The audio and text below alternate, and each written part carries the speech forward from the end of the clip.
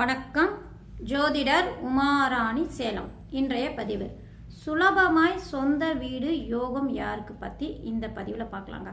அதாவது ரொம்ப சுலபமாக ஒரு வீடு வாங்கிடுறாங்க, எந்த ஒரு அலைச்சல் படலை, கஷ்டப்படலை, பணத்துக்கும் எந்த எதிர்பார்க்கும் பார்க்கல, திடீர்னு பணம் கையிலுக்கு வந்தது, சொந்த வீடு வாங்கிட்டப்பா, நல்ல வீடாகவே அமைஞ்சிடுச்சு எங்களுக்கு அப்படின்லாம் சொல்கிறாங்க இல்லைங்களா. அவங்களுக்கு பாருங்கள், இந்த மாதிரி திடீர்னு சொத்து சேருது, சொந்த வீடு நல்ல வீடாக அமையுது அப்படின்னா அவங்களுடைய ஜாதகத்தில் கிரக நிலைகள் எப்படி இருந்தால் அவங்களுக்கு இந்த மாதிரி அமைப்பு அமையும் அப்படி பற்றி இந்த பதிவில் பார்க்கலாங்க.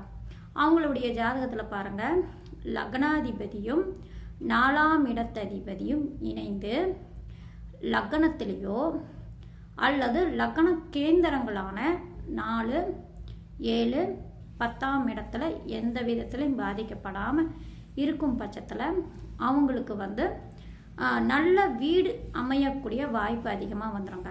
இவங்க லக்னாதிபதியும் 4ஆம் அதிபதியும் கேந்திரத்தில் இருக்காங்க இல்லைங்களா, இவங்களை குரு பகவானோ அல்லது அந்த லக்ன சுப கிரகங்களான 5, 9ஆம் அதிபதிகள் ஏதாவது ஒரு விதத்தில் சம்பந்தம் ஏற்பட்டிருந்தாலோ, சம்பந்தம் அப்படின்னு எடுத்துக்கிட்டாங்கன்னா லக்னாதிபதி 4ஆம் அதிபதி இணைந்து கேந்திரத்தில் இருக்காங்க இல்லைங்களா, கேந்திரத்தில் இருக்கக்கூடிய இந்த அதிபதிகளை அந்த 5ஆம் அதிபதி 9ஆம் அதிபதியை பார்வையோ சேர்க்கையோ அல்லது அவங்களுடைய சாரத்திலேயோ இந்த மாதிரி அமைப்பில் இருக்கும் பட்சத்தில் அந்த லக்னாதிபதியும் 4ஆம் அதிபதியும் நின்ற ஸ்தானாதிபதிகளும் சாரம் கொடுத்த கிரகங்களும் எந்த விதத்திலையும் பாதிக்கப்படாமல் இருந்தாலும் இந்த மாதிரி அமைப்பு கிரக நிலைகள் இருந்து இவங்களுடைய லக்னாதிபதியுடைய தேசியோ 4ஆம் இடத்ததிபதியுடைய தேசியோ அல்லது அந்த 2 கிரகங்கள் சம்பந்தப்பட்டிருக்கு இல்லைங்களா, அந்த கிரக சம்பந்தப்பட்ட கிரகங்களுடைய திசை நடக்கும் பட்சத்தில் அவங்களுக்கு இந்த மாதிரி சுலபமாக டக்குன்னு எதிர்பார்த்துட்டே இருக்க மாட்டாங்க. சொந்த வீடு வாங்கணும் அப்படிங்கிற ஒரு எண்ணம் இருக்காது.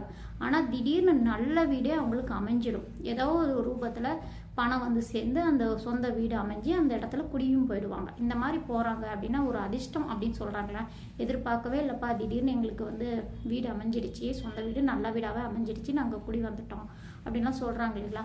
அவங்களுக்கு பாருங்கள், இந்த மாதிரி கிரக நிலைகள் இருக்கும் பட்சத்தில் தாங்க இவங்களுடைய திசை நடக்குது அப்படின்னா இந்த காலகட்டங்களில் அவங்களுக்கு கண்டிப்பாக சுலபமாக சொந்த வீடு யோகம் உண்டாகக்கூடிய அமைப்பாயிடுங்க. ஆனால் இந்த கிரகங்களை பாவ கிரகங்கள் எந்த விதத்திலும் சம்மந்தப்படாமல் இருக்கணுங்க.